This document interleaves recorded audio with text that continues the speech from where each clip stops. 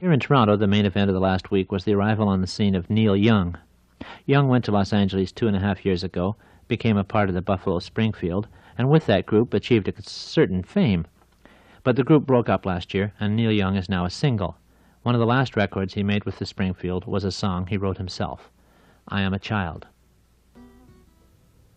That's the Buffalo Springfield, I Am a Child, and the writer and the vocalist is Neil Young, the Canadian singer and musician.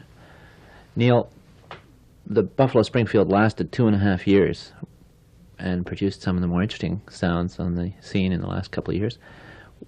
Why is it in existence no longer? Well, it's just a normal story, you know. A lot of things went wrong, and we found it incredibly hard to exist together, you know.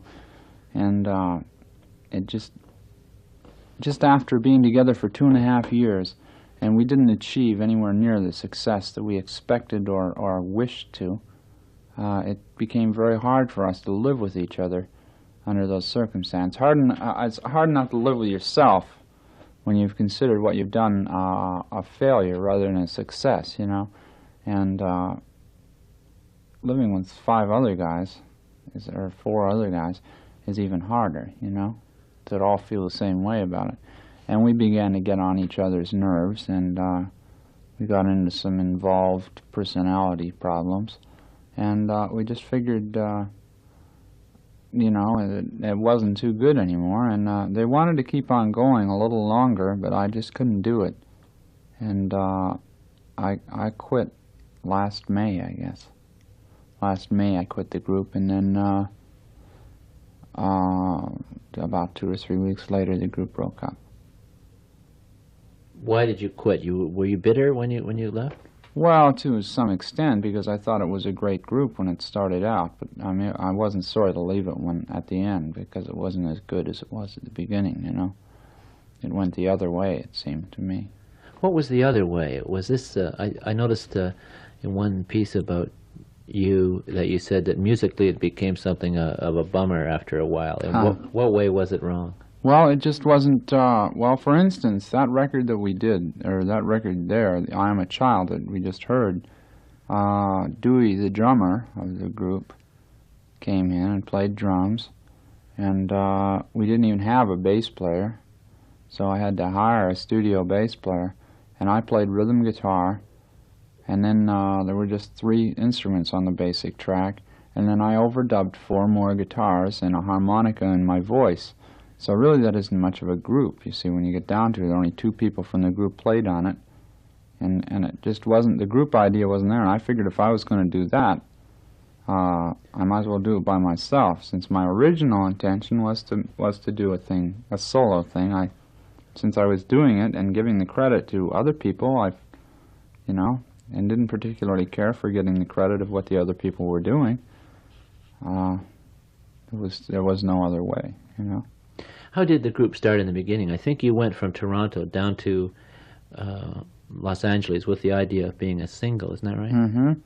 And when I got down there, Bruce Palmer and I, Bruce Palmer played in a group called the Minor Birds that I had played in, and it just all happened very fast. About the 4th day we were down there, we ran into Steve and Richie, and then about 3 or 4 days after that, we found the drummer. And about 3 or 4 days after that, we went on tour with the Birds, which was a very big group at that time. And we also a very big group that could be compared with the Springfield, inasmuch as they did break up for the same basic reasons as the Springfield. The story of the 2 groups is quite similar, actually. The Birds and the Springfield. Yeah. The same basic thing happened. When we were down there, and we started to get going, people were saying, finally we're going to have a group that isn't going to let us down like the Birds did by breaking up and going, you know, and not taking an interest anymore and things like that on stage. You know, the Birds sort of blew it, but they really didn't, because now that I think of it, after all of the things that they did, the places they were playing when we did the tour with them, it was just, the management must have been just awful, because it was just stupid. They could have been playing other places and getting a lot more money and playing a lot less and a lot more, you know, and the places could have been much better and much more advantageous to their whole thing, you know. But it was just another case of agencies and managers trying to cash in as much as they could until, you know, the group died. And that's about it. The reason why those English groups, why the Stones and the Beatles made it, is because they could have been ridden the wrong way. They could have been ridden into bad, you know, into bad shows and bad gigs where the money wasn't good. But there were a lot of them, and the managers didn't want to take a chance on holding out. You know, but the Rolling Stones and the Beatles both had managers that loved the groups. You know, and that has a big thing to do with it. The manager's got to love the artist. You know, and be as much of a part of it as the artist is himself, or it won't work. I noticed in the one or two stories about you that you've referred to managers in a not very friendly or favorable way. I presume that the Buffalo Springfield did not have a manager who loved the group. No, we didn't have a manager who was particularly, you know, he may have thought that he really liked us, but he didn't know what we were at all. There were two of them, and they just didn't know, you know, what, they had no idea what the group was about. They had no idea of the taste and of the talent that was surrounding them. You know, they didn't know what it was, and they just blew it. They just didn't book us right. They sent us out with groups that were inferior to us completely and on a whole different level of music, playing second bill to those groups, and they just messed up. You know. So you decided to become a single after a while? Well, yeah, after I wanted to be a single when I first went down there, but the group sounded so good. I said, well, you know, I've never heard anything this good. We'll just do this for a while, you know. And so I did. And when it started going bad, though, I decided I wanted to be a single again, you know. Wasn't worth it, you know, to stick it out. Just wasn't worth it. So one of the results of starting out as a single is an album which has just been released in the last few days, and includes this, I've Loved Her So Long by Neil Young. Neil, is it an enormously complicated business putting together an album like this? The production of it, how long did it take you, for instance, to do this album of 7 or 8 numbers? About 3.5 months. It didn't happen overnight, you know. It took a long time to do that album, and parts of it turned out very well. Parts of it I'm not satisfied, you know, with. But it is an immensely complicated and very strenuous job. The way I did it was I wrote the material, figured out basically what I wanted to do with it, took it in the studio and recorded it with recorded the basic tracks of almost everything with 3 instruments. That is, you played the three instruments? No, I played one, and then I had 2 other people playing bass and drums. Yeah. And that happened on mostly every one of those cuts, and except for 3, which I did with Jack Nitschke, where we recorded the whole thing at once, you know. It would start with 3 instruments, then I would start overdubbing guitars. And this would be you playing? Let me think. I would play a rhythm guitar, and then someone else would play a bass, and someone else would play drums.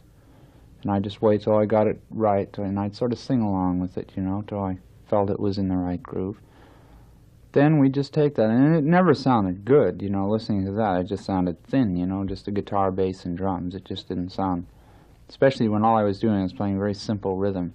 So all it could do is feel, you know, you could bang your hand on a table to it and sing along with it if it felt good. Then I would take my guitars, which I have about 11 or 12 guitars, all that sound different, and I plug them right into the board, right into the sound board. I don't use an amplifier at all. And I use the board for an amplifier, the actual recording board, with all its equalization, you know, bass and treble and echo and filters and limiters and et cetera, et cetera. You can go on forever with what they have, you know. And I'd start overdubbing, you know. Some of those songs have 8 or 9 guitars on them. And then I may overdub piano, electric piano, or pipe organ. I used pipe organ on one. There's particularly one on there called I've Been Waiting for You that you would never know. I mean, you would literally never know everything that it wasn't all done at once, and that it wasn't done by a huge orchestra, you know. And it was mostly you. It was, well, all that really was left from the original session was the drums, because we didn't like the bass or the rhythm guitar, but it had a good feel. And eventually we erased the bass from one track and the rhythm guitar from another track, and did them over again, just playing along with the drums, and did it over again and just built it right from the bottom up. And it's not like in the old days of Fabian, where they would try to fix something that was no good. The idea is now, with the equipment that is available, the idea of making a record, there are two ways of making it. There's the overdubbing method or the live method. I've used the overdubbing method on this and the live method on my next album, you know, I'll be using. But it's amazing what you can make it sound like just by overdubbing instruments. To get back to the scene in Los Angeles, you said in an interview the other day, the whole business is so messed up that it makes people like me bitter. Why did it make you bitter? Well, it just is too much. There's just too much distorted. It's just too dirty, you know. It just doesn't have anything to do with art. Really, art is probably the smallest amount. You know, it's probably the smallest thing that involved in the music business now. It's gotten to be like the motion picture industry, you know. It's the same. I mean, everybody knows where the motion picture industry is at. It's just like you know, refined people just don't go and sit around in a bar and get drunk all night. You know what I mean? It's that kind of a thing where you know, you have one kind of people and you have another kind of people, and it's too bad that in the arts, it's the refined people and the beautiful talents that are so completely buried by the gaudy, loud, you know, bang things that are happening that truck drivers and everything else eat up, because they're on this hyper thing because of the way the world goes, you know. Everything goes so fast that the people who are really truly artists are buried by the neon of it, you know. It's just doesn't work the way it should anymore, you know. You didn't intend to be buried, though. Obviously, you're going out as a single, intending to make it. Well, I think I have a little more endurance than most. That seems to be the only thing I can say. You know, that could be the only reason why I'm still doing it. You know, is because I'm convinced that nothing's going to stop me. But there's a lot of people a lot better than I am that just can't cope with it. You know, and a lot of people who I've had a lot to do with, who've played in groups with me and who I've known well, just have cracked up in one way or another and had to drop right out of the business. People more talented than me, you know, just have had to drop out completely and take on new jobs and just forget about the music and everything because they just couldn't cope with the messes that, you know, the mafia-controlled record companies and things like that.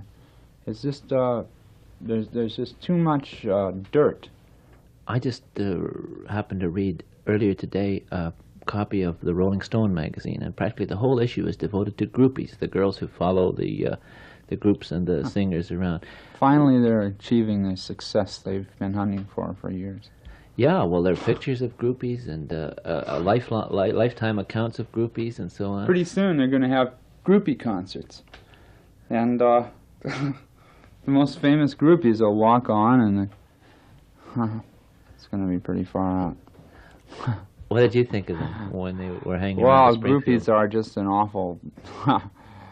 They're pretty funny, and they're very dangerous in some ways, but they're mostly now I consider them to be something that is very humorous to watch, and just really a study. You know, you could really make a study of the girls that hang around rock groups.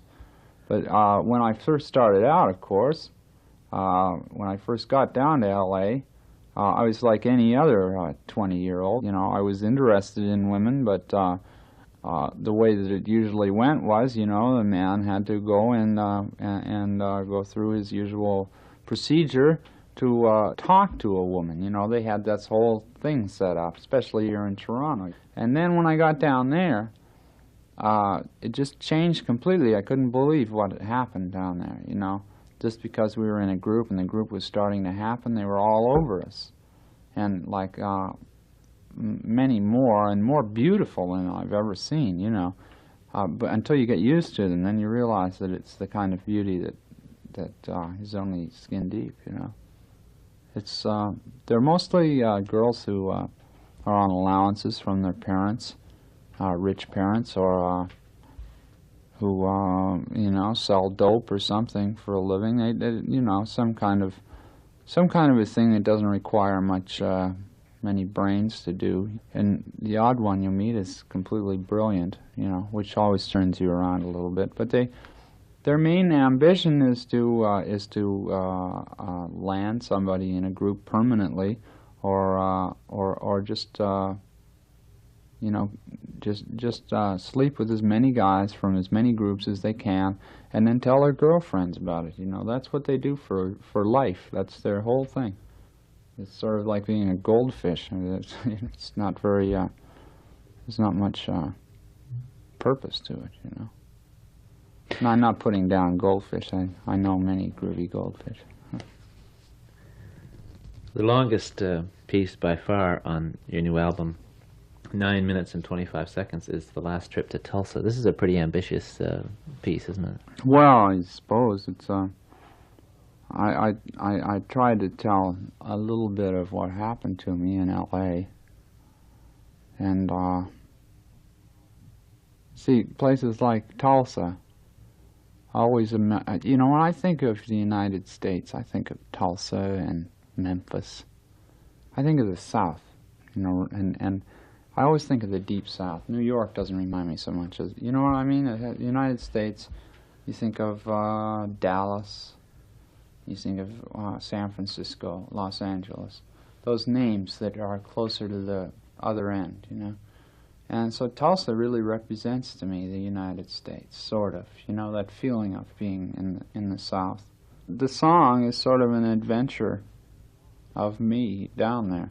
The more you listen to it, depending on how much you've been through or what your experiences have been, you can take the verses either, you know, you can take them any way you want.